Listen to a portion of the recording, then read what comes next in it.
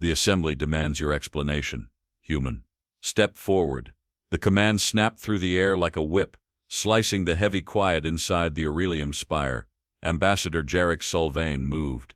Each step cracked against the crystalline floor, a sharp, ringing defiance that echoed up the vaulted ceiling and crashed against the glassy banners of 1,000 worlds. His boots left thin, temporary impressions in the cold stone, vanishing as if the spire itself wished to deny his presence.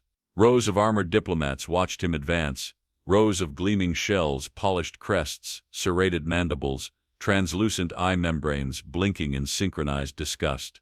The air smelled not of ozone or metal, but something drier like aged parchment and stale minerals, a place too long steeped in ancient laws and stale judgment. Earth's seat waited ahead, simple, stark, abandoned for decades, a relic of silent defiance. Today, it stood occupied once more. Jarek stopped precisely before it, lifting his gaze to the semicircular tribunal that loomed like a cliff face, impassive, cold, expectant. Their voices had demanded his attendance. Their posture demanded his submission. His breath misted faintly, vapor curling upward like the final exhalation of condemned men. No words yet, no apology. He merely looked at them. On a dais above, High Counselor Varnak Droll, draped in the layered silk of the Vrelak, leaned forward, his elongated jaw tightening. His voice emerged like ground stone. By Concord decree, Earth stands accused of fostering instability among the accordant species. How do you plead, envoy of soul? The low murmur of translation fields warped the words, thinning vowels into brittle spears. Jarek glanced sideways at the empty chairs. Some species had not bothered to send representatives. Others had come armed, armor plating flashing beneath diplomatic robes, claws resting too near ceremonial blades. He answered in a voice unhurried, yet heavy as the pull of deep ocean tides. Earth pleads only the truth. A ripple ran through the assembly, the faintest shift of scaled feet, the tightening of breathing slits, the click of claw on claw. Tension was a living creature here, coiling itself around the room, waiting for a single misstep to snap its jaws. The spire was designed for such theater. Every sound multiplied tenfold, feeding an invisible storm of judgment.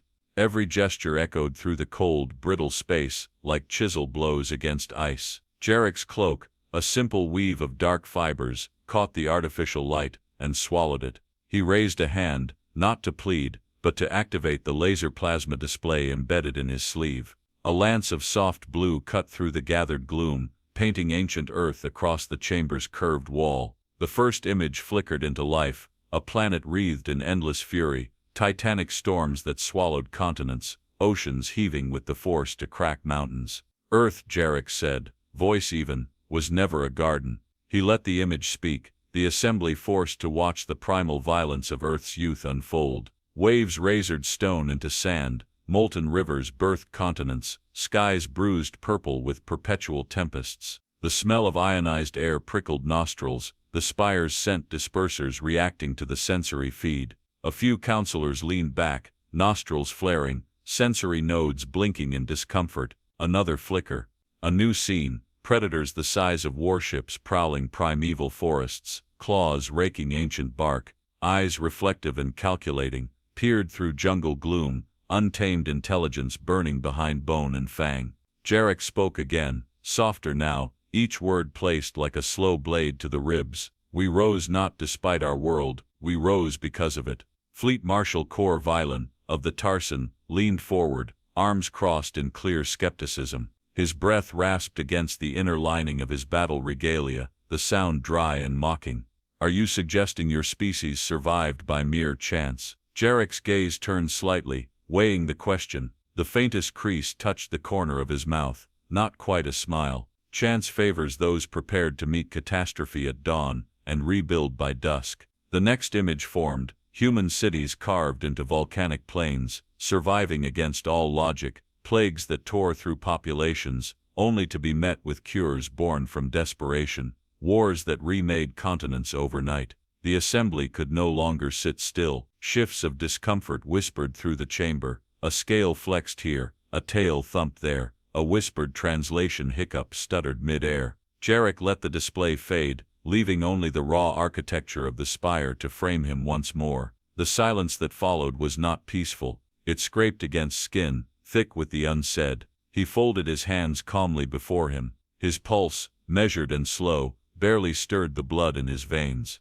"We did not arrive at your concord by conquest," he continued, each syllable crisp, "nor by accident. Survival is our inheritance. The laws of your worlds broke against the walls of comfort. Our laws were written by extinction itself." A low vibrating mutter started at the far end of the tribunal, a delegate from the Netherry, Strand Velcor, whispering to his aides. A subtle movement, easily missed, but in the weightless atmosphere of the spire, it roared like a cannon blast. Jarek heard it but showed no reaction. Instead he reached to his side and activated a second field on his cloak. A new image bloomed. Earth, present day, calm oceans, towering cities, orbiting arrays that glittered like ice crystals. A different kind of violence, one hidden in plain sight. He said nothing.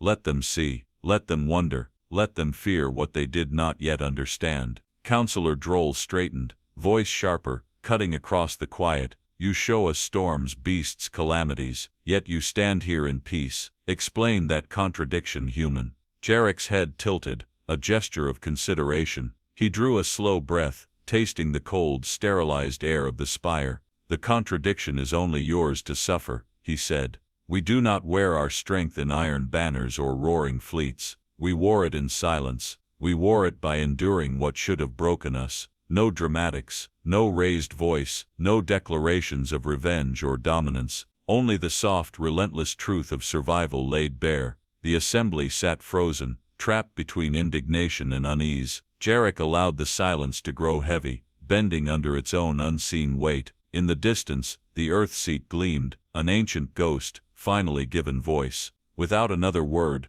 Jarek deactivated the display, the final image lingering briefly like the after-image of a flame behind closed eyes. He stepped back, hands at his sides, gaze level.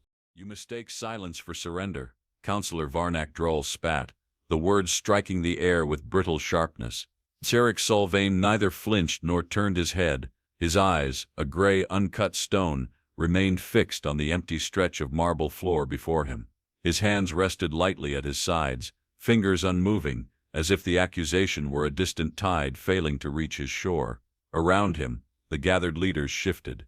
The Concord sigil, carved into the dais above, loomed overhead, a cracked wheel once symbolizing unity, now fraying beneath invisible strain.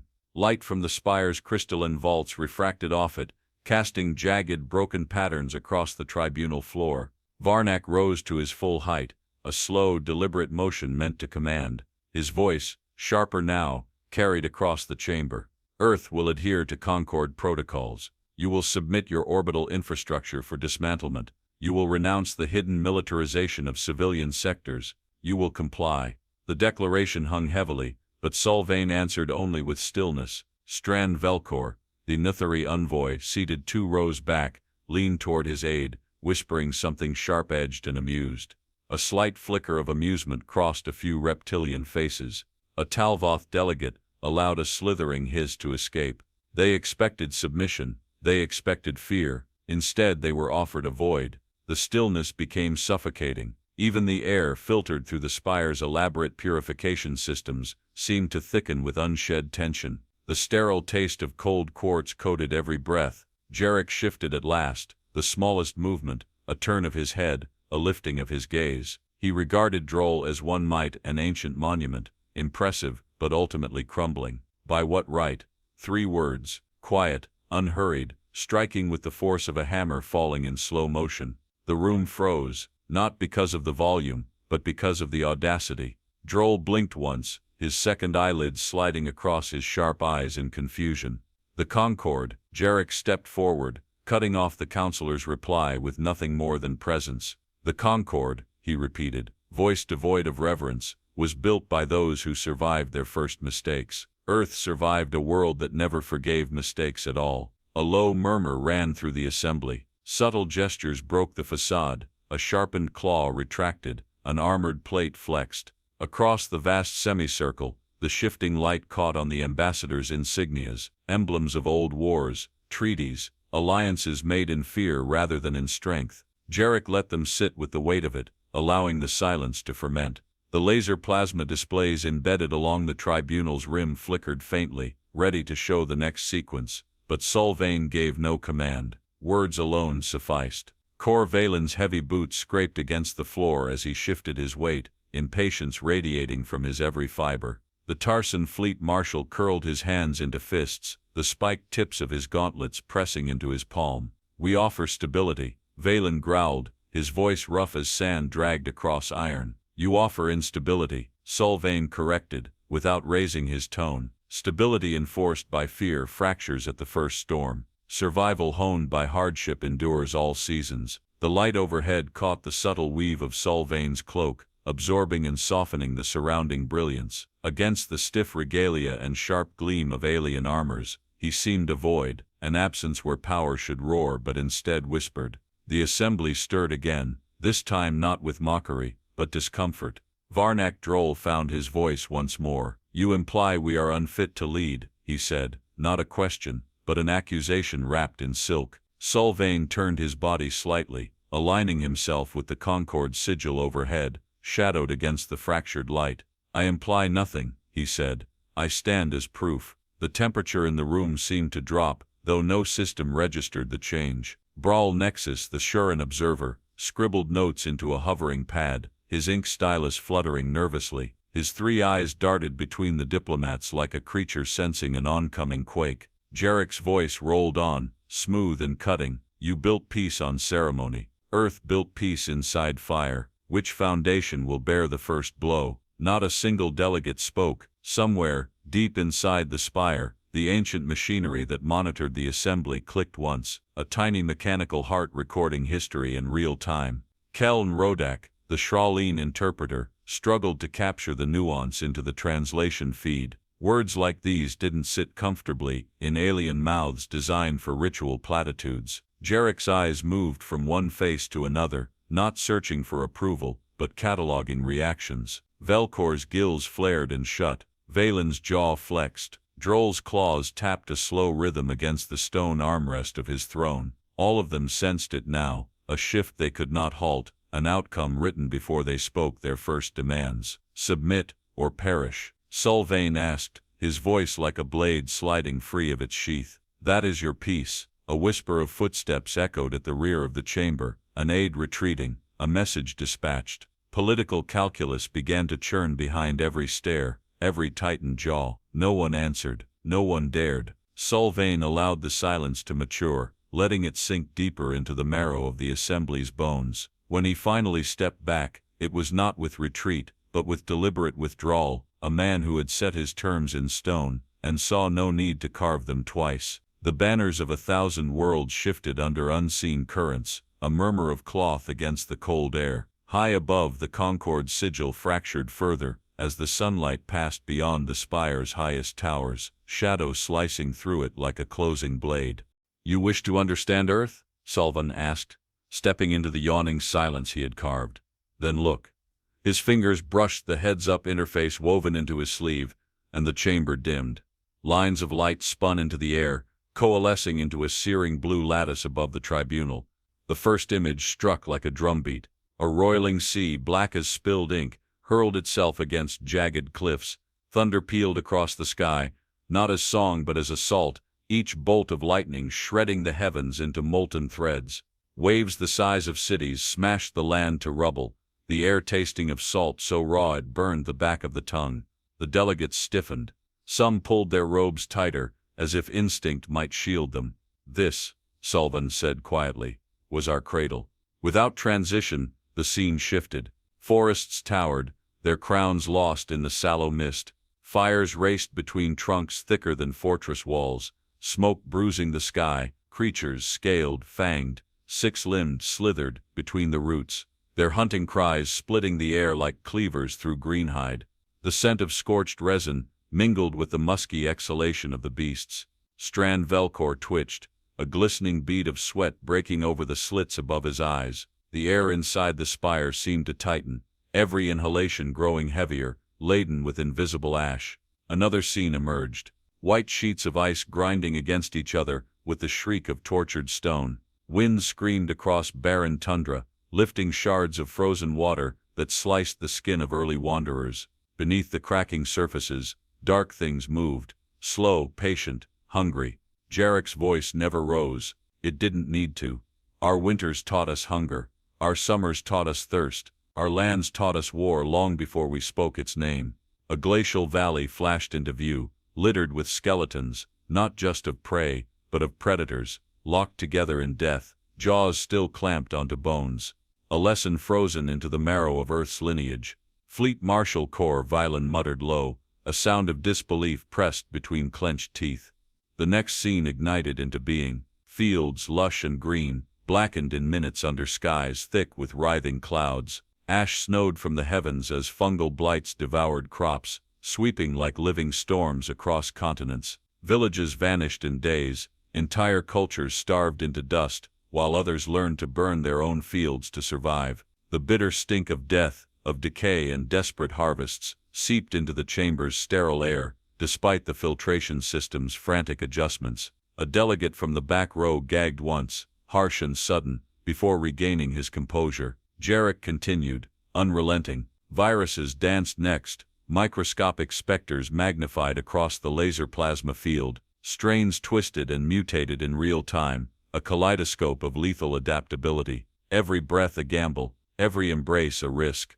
Societies crumbled beneath the invisible blade, the assembly shifted, the subsonic tension building behind tight jaws and coiling limbs. Their worlds had engineered immunity. Earth had waged war with nature itself, day after unyielding day. Life for us, Sullivan said, his voice a slow tide against a rocky shore, was not granted. It was seized. Predators now. Eyes burned from the darkness, amber and unblinking. Figures moved at the edge of vision, sinewed beasts with rows of teeth that gleamed wetly. Their movements were not wild, but calculated, flanking, stalking, strategizing. They were not beasts in the way Concord species understood the term. They were competitors. A low growl rippled across the chamber's floor as Violon's boots scraped unconsciously backward. Droll's hand drifted to the ceremonial blade at his side, an instinctive, useless gesture. The final image formed. A world viewed from orbit, not the tranquil blue marble the galaxy knew, but a battered warrior's scarred face,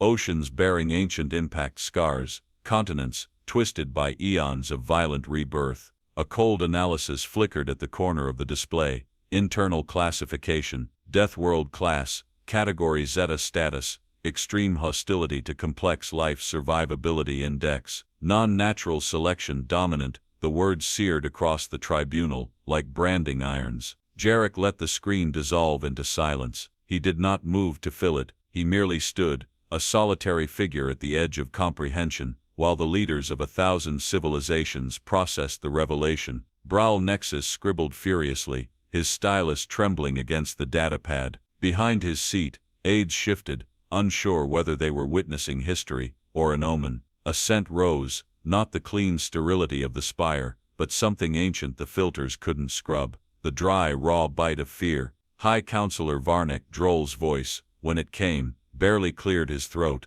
And yet, you endured. Jarek's gaze pinned him with all the weight of ancient glaciers grinding down mountains. Endured, he echoed, the word tasting bitter, as you would call it. We call it life. Violon's heavy frame sagged against his chair, the ferocity in his eyes dulled to grim understanding. He saw now what they all saw, that Earth had not merely survived its trials, it had been forged by them. No one moved to speak again, no arguments formed, only the slow creeping realization that Earth's presence here was not a gift from the Concord. It was a warning carved in flesh, stone and storm. Jarek allowed the tribunal to suffocate on their own recognition. He folded his arms behind his back, the ancient warrior's stance, and waited. Above him, the fractured light of the Concord sigil flickered, a star too brittle to withstand the storm rising unseen. You saw storms and teeth, Jarek Sullivan said, the last echoes of Earth's brutal past still burning behind the eyes of the assembly.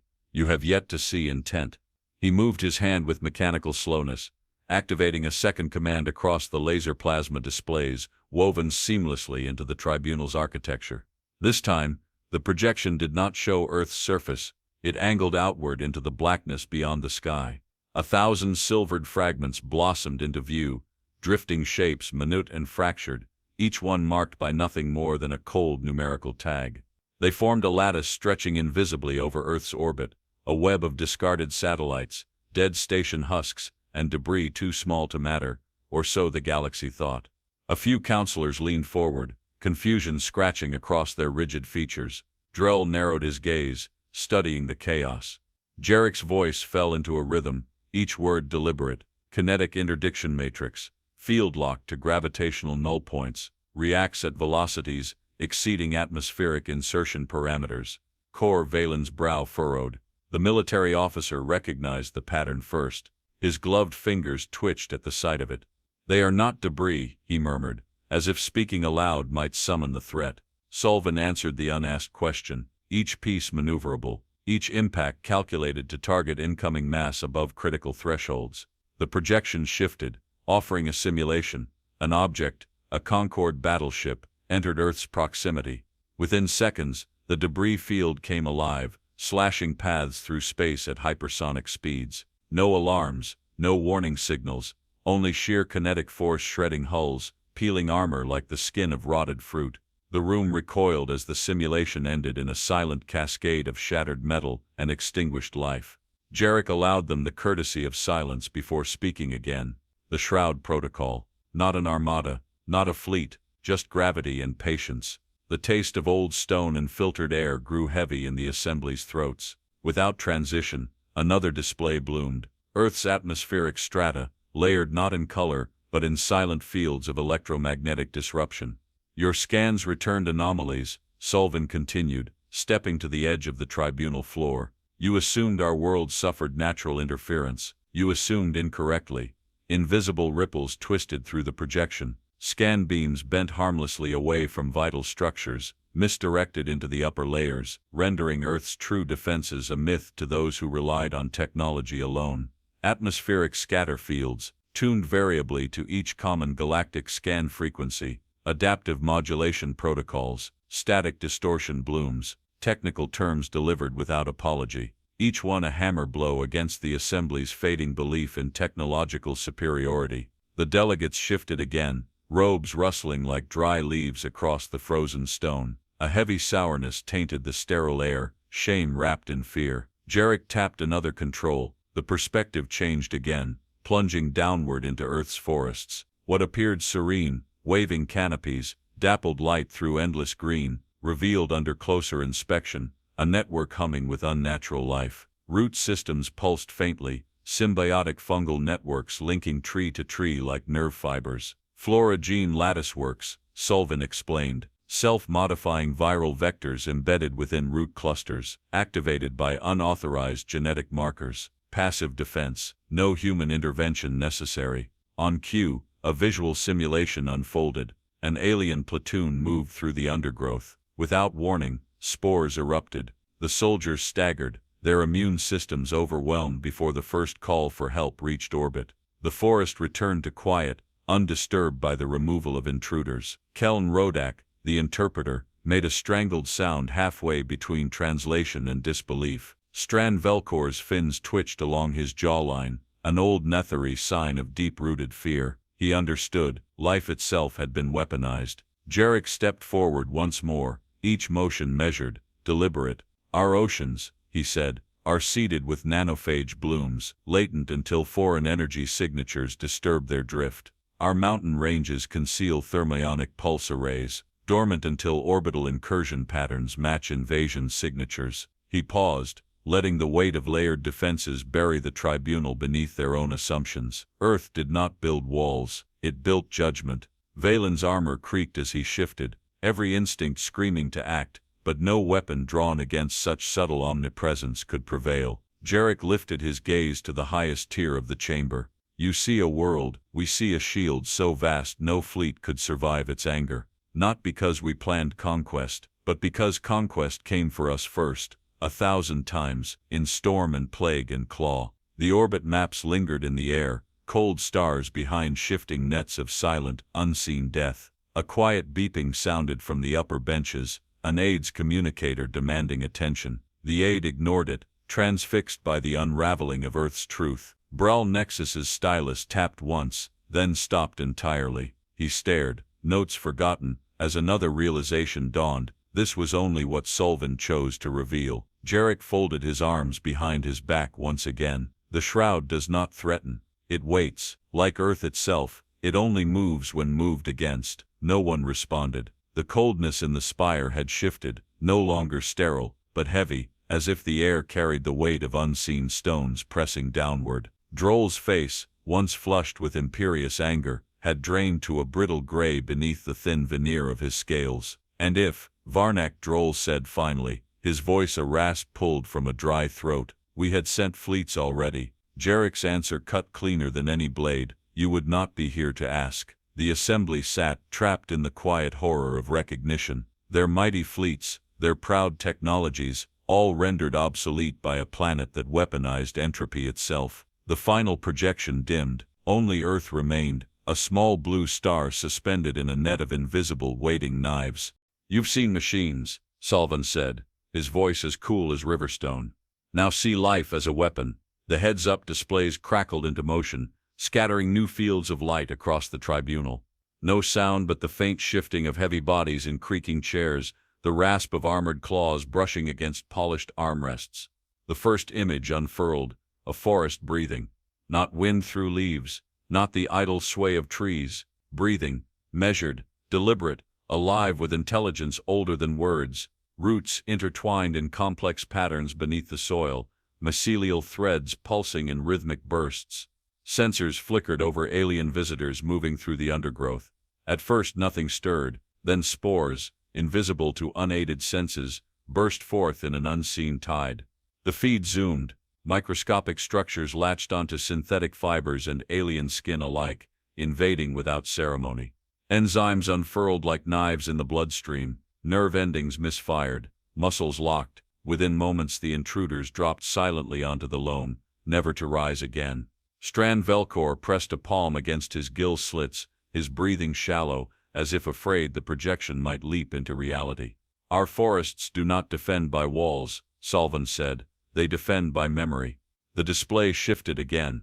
Images of rivers flowed over the walls, waters seemingly placid, but now exposed in terrifying clarity. Filaments floated just beneath the surface, engineered algae colonies whose tendrils exuded chemical warnings when disturbed by unnatural mass. A simulation ran.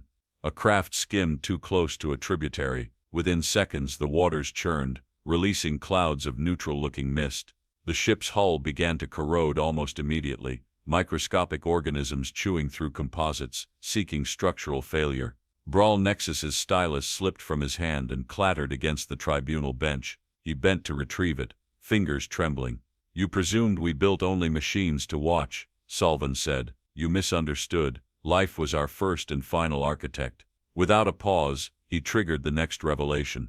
A cross-section of a trade vessel filled the air, Concord markings gleaming along the hull. Tiny seeds lined the inner cargo holds, nestled into wiring conduits and cargo slings, too small to detect by standard scans. The seeds pulsed faintly, biological drift implants, Sullivan explained, activated by proximity to non-terrestrial genetic sequences. A simulation ran again. The seeds, once exposed to alien atmospheres, blossomed into spore carriers. The ship's environmental systems failed within hours. Crew perished days later, lungs collapsing from within. Valen's jaw flexed, the rigid skin along his throat flushing an angry shade. You seeded our ships, he said, barely controlled. We safeguarded survival, Jarek corrected.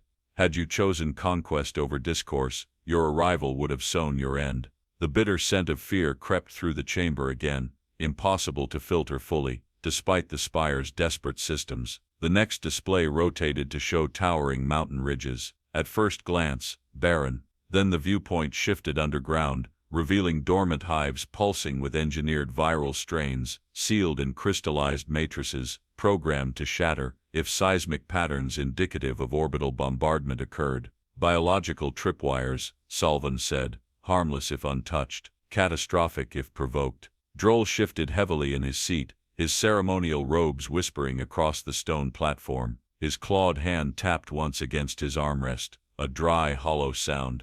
There are treaties, Droll said, voice cracking slightly under its own weight. Biological warfare is forbidden by Concord law. Sullivan's expression did not change. We signed no treaties with extinction. The council chamber darkened briefly as another simulation played. Orbital incursions triggering seismic disturbances, the hidden hives erupting in response, releasing plagues designed not to kill immediately, but to destabilize ecosystems, severing food chains and environmental supports. A clean, slow death of entire biospheres, not by missiles, not by fleets, by life itself, turned patient and merciless. Jarek stepped forward once more. "Understand," he said, voice cold as polar ice. "These measures exist not to dominate, but to ensure no conqueror writes history over our graves." Keln Rodak fumbled with his translation pad, struggling to capture the layered finality in those words. Velkor's shoulders sagged visibly, the tips of his crest drooping,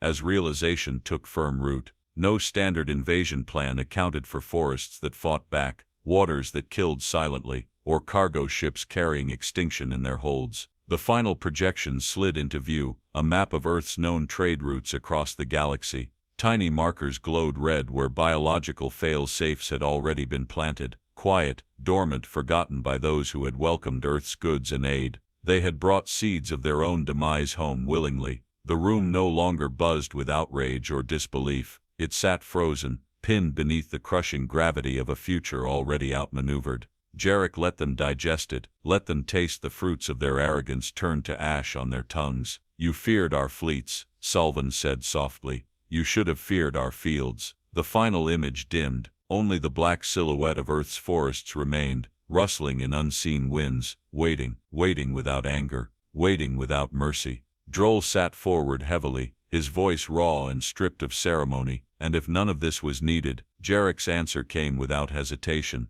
"Then it sleeps, as we wish it to." The weight of it settled across the assembly. No force needed to march, no weapon needed to fire. Earth had already placed its sword at the throat of every arrogant conqueror, a blade made of living breath, stone, water and silence, and now the assembly knew it. "This cannot stand," Valen snapped, slamming his palm against the armrest, a hollow crack slicing the silence. The impact echoed once, then faded uselessly against the heavy air. Around the chamber, motion stirred like a hive unsettled by smoke. Robes rustled as envoys leaned into hurried whispers. Translators struggled to keep pace. Tails flicked sharp along polished floors. The air thickened with the sour tang of fierce sweat and drying scales. Jarek Sullivan said nothing. He did not need to. Valen jabbed 2 fingers at an aide frozen near the communication tier. "Initiate orbital scans. Full spectrum. Now." The aide hesitated, glancing toward Sullivan, then back to his superior.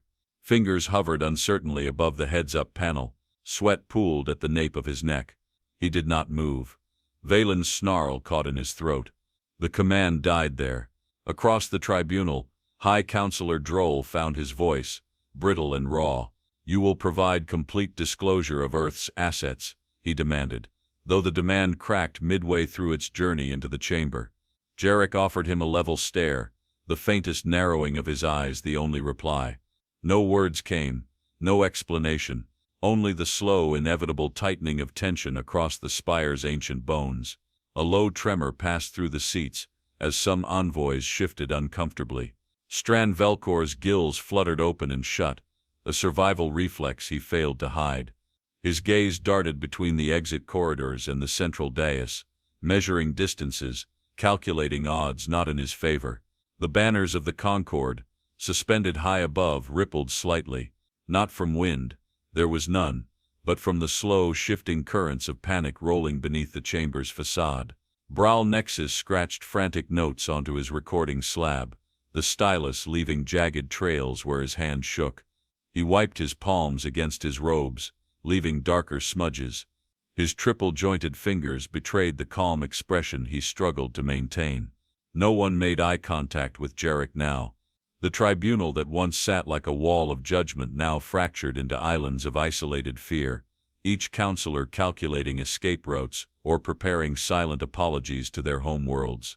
Valen rose to his feet in one sharp motion, armored joints clicking under the strain. "You threaten galactic stability," he growled. "You mistake honesty for threat, Jarek returned, his voice smooth as river ice. Valen's hands clenched at his sides, knuckles paling under thick skin.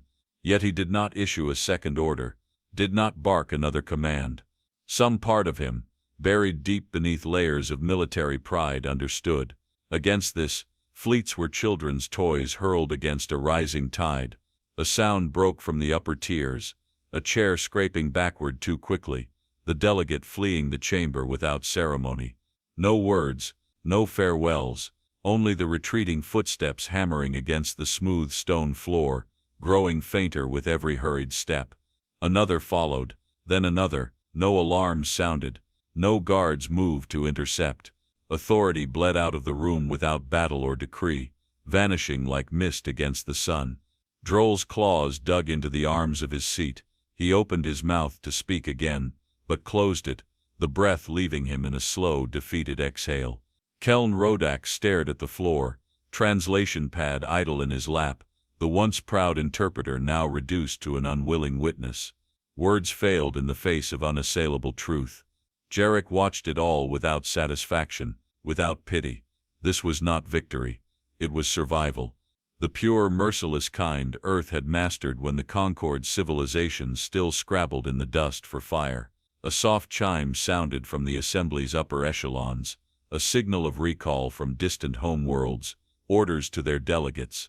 Urgent, terse, absolute, leave, regroup, reassess. The heads-up displays flickered one last time, the blue halo of Earth's projected defenses fading into the ambient gloom. No one requested further evidence. No one wanted to see what other knives waited behind Earth's patient veil. Valen sat back down, the fight leaving him in a visible slump. His hand hovered uncertainly over the communicator embedded in his chair's arm, then withdrew. He would not send the scan order again. He would not dare provoke what he now understood to be a living minefield wrapped in green and sky. Brawl Nexus's stylus finally stilled, his notes ended mid-sentence. There was nothing left to add. Above them, the Concord banners sagged under their own weight, the ancient sigils drooping like tired ghosts. No decree, no treaty would be issued today. No sanctions, no ultimatums, only silence, thick and sharp as a blade's edge. Droll tried one final time, though his voice cracked under the strain. If Earth seeks peace, it must show restraint. Jarek tilted his head slightly, considering the broken remnants of the assembly, with a gaze devoid of malice. "We sought peace before you ever lifted banners into the stars," he said. "Restraint is written into our survival. It is those who mistake silence for weakness that must find new lessons." No rebuttal rose, no counterpoint formed. Instead, counselors turned away, one by one, the ritual of debate abandoned. Their seats emptied in slow waves, each departure a surrender inked, not by words but by footsteps. Jarek remained where he stood, unmoving, unbending, Earth's envoy alone in the center of the old chamber, a stone in the river's flow, letting it part around him without effort. The final figures exited. Only then did Jarek lift his gaze fully, letting it sweep over the empty seats, the broken circle of power left behind. There was no need for triumph. Earth had not come to conquer. Earth had come to outlast, and it had. "You are mistaken if you think survival demands your permission," Sylvain said. His words dropped into the hollowed chamber, rolling across stone and glass like distant thunder before a storm. The empty seats answered him in kind. Stillness, the kind carved by fear into places where once only pride had lived. Jarek moved forward, the soft tread of his boots a whisper against the cold floor. Each step punctuated the silence, each breath a reminder that he alone had not fled. The Concord banners overhead sagged in the stagnant air, their once proud colors dulled by a shadow no storm could wash away. Earth's chair, untouched and waiting, glimmered faintly beneath the fractured beams of light cutting through the spire's vaulted ceiling. He did not sit. Instead he stood before it, letting the unoccupied symbol of Earth's patience weigh heavier than any spoken decree. "Earth," he said, voice steady, "did not ask for a seat at your table. The few remaining envoys, rooted in indecision and shame, dared not meet his gaze. They studied the cracked tiles beneath their feet, the sagging banners, the empty space where confidence had once stood tall. Earth did not seek your protection, Sylvain continued, each sentence deliberate as the beat of a funeral drum. Nor your approval. A distant chime echoed as the last of the communications recalls rippled through the upper tiers. Orders filtering down like a slow bleed. Disengage. Withdraw. Remember who still held the knife. Jarek's gaze swept the tribunal, an artist surveying the broken pieces of a finished work. You mistook our silence for absence. No movement answered. You mistook our restraint for weakness. The cold within the spire seemed to sink deeper into the bones, a weight pressing against lungs and sinew alike. The earth seat remained untouched. That, above all, carried meaning no display or weapon could replicate. We did not come here to bend the knee.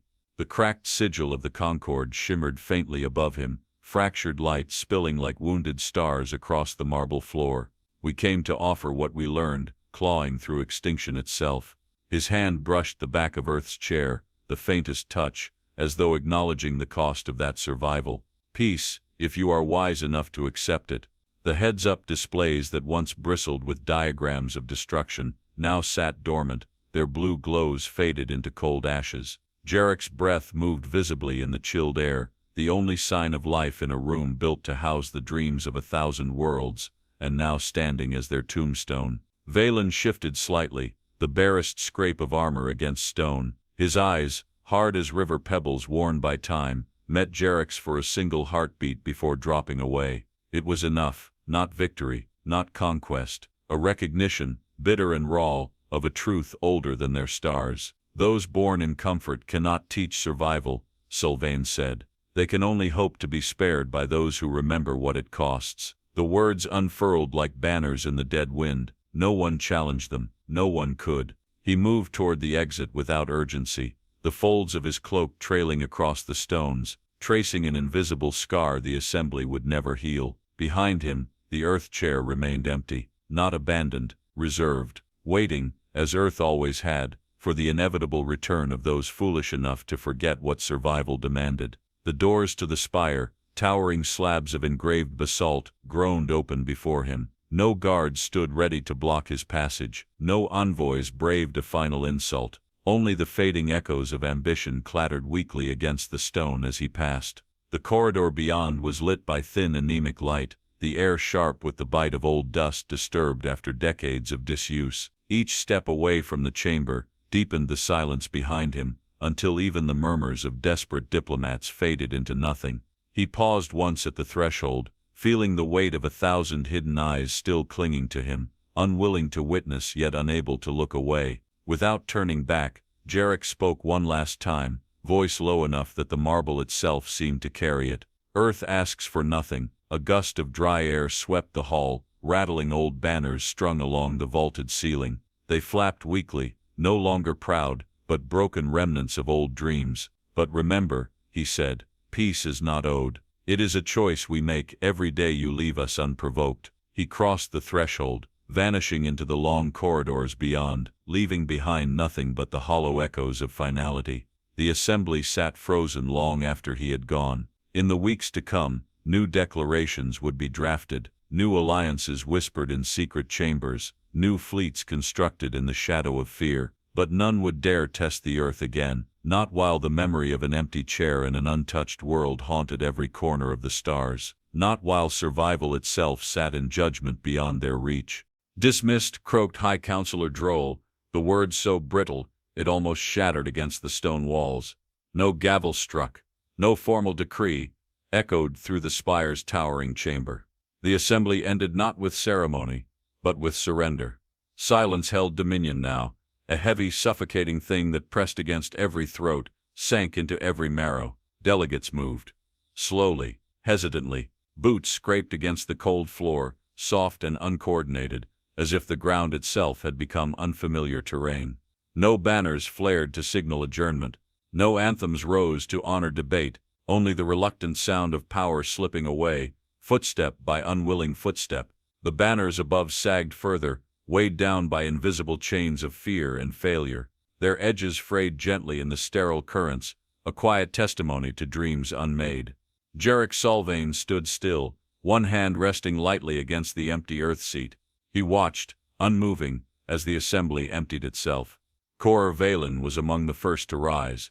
His movements, once sharp and decisive, had softened, dulled by the blunt trauma of understanding. He adjusted the clasps on his battle regalia twice, needlessly, before walking away without another glance toward the dais. His boots struck the floor harder than necessary, anger fighting terror in each step.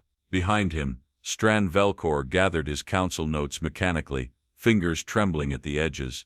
He shuffled them into a pack, never once raising his head. His gills flared wide in short, uneven bursts, a species' ancient terror reflex, struggling to adapt to modern defeat. The assembly's lower tiers drained next, one envoy after another filing out in silence, hands clutched datapads too tightly, shoulders hunched beneath embroidered robes that now seemed too heavy, too adorned for what they had failed to defend.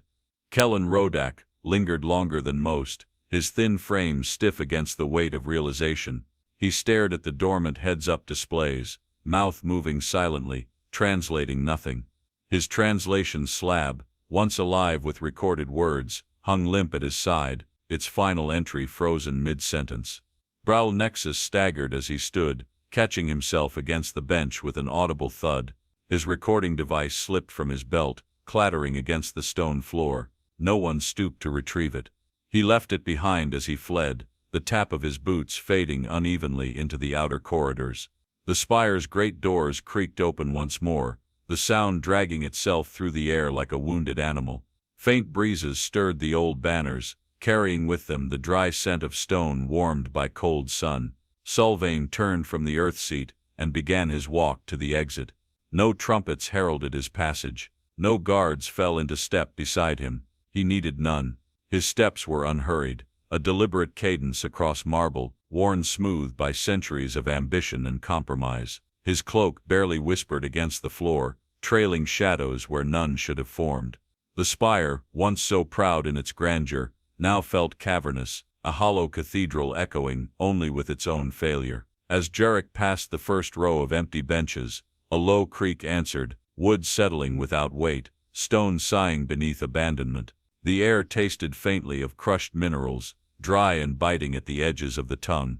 Outside the tribunal hall, corridors waited, vast and bare, usually humming with aides, advisors, soldiers. Today they lay barren, a skeleton of the order that once was. Jarek paused beneath a high archway. The last of the envoys slipped away into side passages and descending lifts, their robes trailing like wounded banners behind them. He watched without comment. One of the junior scribes, barely past adolescence by alien reckoning, froze in place upon spotting him. Papers tumbled from his arms, scattering across the polished floor like a broken offering. He bent to gather them but thought better of it, abandoning the task to flee after his betters. The great square beyond the spire spread before him, tiered platforms empty of the usual gatherings, fountains bubbling unattended, their mirrored surfaces undisturbed by diplomatic celebrations or condemnation. Above, the Concorde's sigil flickered dimly atop its mast, a beacon fraying at the edges. Jarek crossed the square alone. The soles of his boots struck the stone with deliberate finality, each sound a quiet reminder that Earth walked where it chose. High above, the stars began their slow climb into the darkening sky. Unseen watchers, ships, stations, sensors, would track his departure. He welcomed their vigilance. Let them remember what Earth had shown. Let them carry the memory home. At the edge of the square, a delegation transport waited, unadorned, modest. It needed no flags, no parade of honor. The hatch hissed open on command. Jarek paused once, turning back to glance at the spire. The ancient walls, the fractured banners, the doors still swinging slightly in the thin breeze. Earth's place at the table had never been about belonging. It had been a warning. With no farewell spoken, no diplomatic gestures exchanged, he stepped aboard the waiting transport.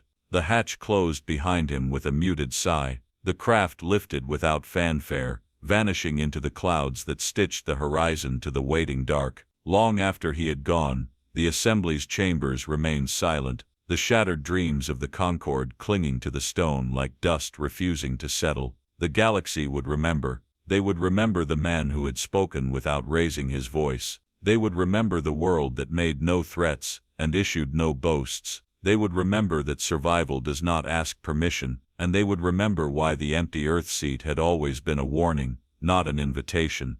"Watch the stars," Jarek Salvan had once said, "and you'll know when the galaxy changes." And it had. Long after Earth's Diplomat disappeared into the clouds, long after the assembly's stone doors groaned shut behind slumped shoulders and unspoken fears, the galaxy began to move. Not with weapons, not with fleets, with silence.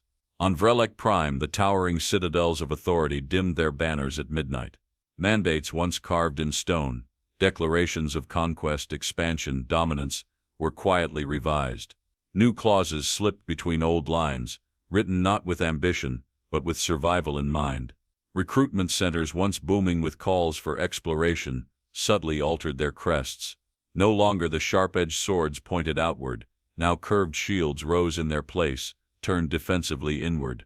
In the glass towers of Tarsan's high command, Fleet Marshal Cor Valen stood before a tactical map no longer marked with aggressive trajectories. Thin lines of retreat spread outward instead, cautious and crooked. Orders filtered through the command network, new protocols emphasizing diplomacy over enforcement. Their ships would remain close to home for the foreseeable future. No official decrees announced the shift, none were needed.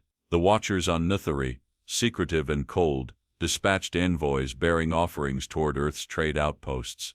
Small ships, quiet vessels, no grand embassies, only respectful messages encoded in light and carried by the tides of deep space. Promises of friendship spoken humbly, for the first time in memory. On the fortress world of Sora, where generations had trained for war beneath rust-colored skies, drills once shouted across barracks yards fell silent. Instructors gathered under scarred banners, speaking in low, uncertain tones about new directives, no more Earth simulations, no more strategies for planetary siege. Instead, lessons shifted to alliance building, negotiation, survival without conflict. A planet's breath slowed, an empire's hand stayed. Across 1,000 worlds, shifts rippled outward, subtle realignments of policy, whispers over encrypted channels, transmission bursts laced with quiet recalculations. Admirals erased invasion plans, politicians rewrote diplomatic priorities. Merchants sought safer trade routes skirting Earth's claimed corridors, their ships trailing hesitation like contrails of fear, and all of it without a single shot fired. Above these worlds, stars wheeled slowly in ancient rhythms, indifferent to the trembling beneath them. Yet in the shifting constellations, a new understanding hung like an invisible thread. Earth was not a territory to conquer. It was a force to orbit. Some species reacted with anger, a flaring, impotent rage quickly extinguished by cooler heads. Others responded with reverence, invoking Earth's story in quiet ceremonies, meant to humble the proud. On the rim world of Solvaris, a sculptor fashioned a monument from the hardest stone, depicting a single, empty chair standing beneath a broken sigil.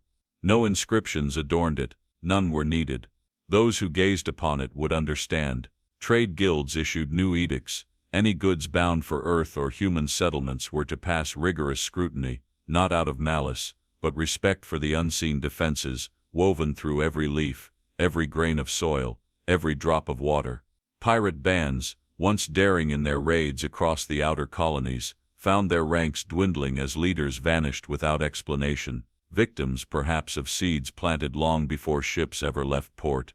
In the corridors of forgotten moons and corporate towers alike, meetings convened behind closed doors, filled not with boasting but with caution. Earth had become the fulcrum upon which balance must be maintained. On Concord Prime, the highest seat of galactic governance, a new amendment passed in whispered agreement: no military actions near Earth without unanimous consent. No delegation opposed it, they remembered. In the darkness between stars, Earth watched without speaking. No transmissions demanded tribute, no fleets patrolled its borders. Only the quiet memory of a man standing before a shattered assembly, and the living world that had survived everything thrown against it, remained. In Earth's orbit, the kinetic fields remained still, dormant, patient. The viral forests continued to grow beneath shifting skies. Rivers meandered through continents, seeded with invisible sentinels. The planet breathed as it always had, indifferent, enduring. From the farthest observatories perched on lonely asteroids, scholars recorded the changes in galactic behavior, annotating the moment when history bent under an unseen hand. They named it simply the recalibration. Ships rerouted, alliances reformed. 1,000 worlds redrafted their futures overnight. Yet Earth sent no envoys to celebrate, no banners were raised in conquest, no speeches echoed across the stars. Only the steady, unwavering message remained, etched into the consciousness of every species that once dreamed of domination. Survival does not require permission. The stars shifted, civilizations rose their gaze to the heavens, no longer seeking conquest, but seeking understanding. Earth, silent and steady in its orbit, offered no further warnings. None were needed. Among the drifting satellites and the hidden defense grids, a single transmission pulsed outward on an ancient frequency, faint and unmistakable. We seek peace. We require none. It was not a threat.